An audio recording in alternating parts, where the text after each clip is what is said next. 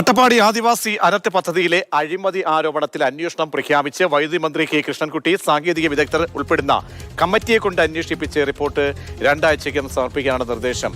ഊർജ്ജ വകുപ്പ് additional chief secretary Jyothilal അന്വേഷിക്കും.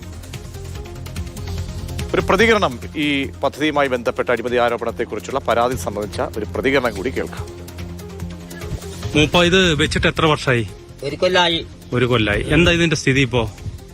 ആ ബാറ്ററി ആണ് കുഴപ്പ, ചെറുതാണ് ബാറ്ററി.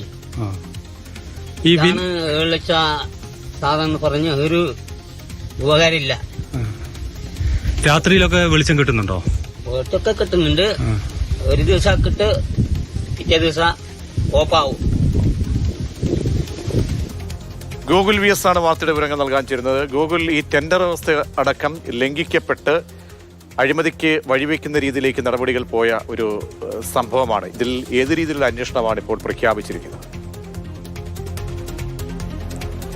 ഈ വിഷയത്തിലൊരു അന്വേഷണം ഉണ്ടാകുമെന്നാണ് മന്ത്രി കെ കൃഷ്ണൻകുട്ടി പറയുന്നത്. ഇതിൽ പ്രധാനപ്പെട്ട ഒരു കാര്യം DCC വൈസ് പ്രസിഡന്റ് സുമേഷ് അച്യുതനാണ് ഈ അഴിമതി ആരോപണവുമായി രംഗത്ത് വരുന്നത്. ഈ പദ്ധതിയിൽ 6.35 കോടി രൂപയുടെ പദ്ധതിയാണ്. 2 പദ്ധതികളുണ്ട്. ഈ പദ്ധതിയിൽ അഴിമതി നടന്നിട്ടുണ്ട്. ഇതിൻ്റെ ടെൻഡർ നടപടികൾ അഴിമതിയുണ്ട്.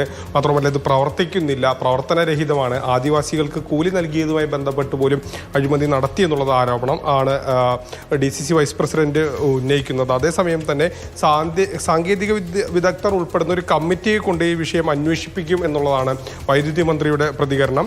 ഈ 2 ആഴ്ചയ്ക്കകം ഇത് സംബന്ധിച്ച് റിപ്പോർട്ട് സമർപ്പിക്കണം. അതിനുശേഷം കുറ്റക്കാരായവർക്കെതിരെ നടപടിയെടുക്കുമെന്നും മന്ത്രി പറയുന്നു. ഏതായാലും ഈ DCC വൈസ് പ്രസിഡന്റ് ആരോപണം മന്ത്രിക്കെതിരെ തന്നെയാണ്, കൃഷ്ണൻകുട്ടിക്കെതിരെ തന്നെയാണ്. മന്ത്രി അടക്കം അറിഞ്ഞുകൊണ്ടാണ് ഇത്തരത്തിലൊരു അഴിമതി നടത്തിയെന്നാണ് അദ്ദേഹം CAG റിപ്പോർട്ട് ചൂണ്ടിക്കാണിച്ചുകൊണ്ടാണ് ഇതിൽ പറയുന്നത്. ടെൻഡർ നടപടികളടക്കം വീഴ്ചകൾ വന്നിട്ടുണ്ട്, പദ്ധതി പ്രവർത്തിക്കുന്നില്ല. പ്രത്യേകിച്ചും ഈ വിദൂര ഊരുകളിലേക്ക് വൈദ്യുതി പ്രശ്നം ഒരു വലിയൊരു പ്രതിസന്ധി തന്നെയാണ്. പലയിടത്തേക്കും ഇത്തരത്തിൽ ലൈൻ വലിക്കുകയോ അല്ലെങ്കിൽ അത്തരത്തിൽ വൈദ്യുതി എത്തിക്കാൻ കഴിയാത്ത സാഹചര്യങ്ങൾ പലയിടങ്ങളിലുമുണ്ട്.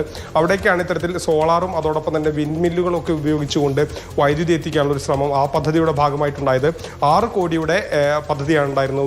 ഒരു പദ്ധതി 1 കോടിയുടെയും ബാക്കി തുക ഉപയോഗിച്ച് മറ്റ് പദ്ധതികളും അങ്ങനെയാണ് അത് ഉണ്ടായിരുന്നത്. പക്ഷേ ആ പദ്ധതി കാര്യക്ഷമമായി നടപ്പാക്കുന്നില്ല എന്നുള്ളതാണ് ആരോപണം. അതിൽ പല വീഴ്ചകളും പറ്റിയിട്ടുണ്ട്. ഇത് ടെൻഡർ നടപടികൾ അടക്കം വീഴ്ച പറ്റിയെന്നാണ് കോൺഗ്രസ് ആരോപിക്കുന്നത്. ഏതായാലും അതിലൊരു അന്വേഷണം ഇപ്പോൾ മന്ത്രി തന്നെ പ്രഖ്യാപിച്ചിട്ടുമുണ്ട്. ശരി, ഗൂഗിളാണ് വിവരങ്ങൾ നൽകിയത്.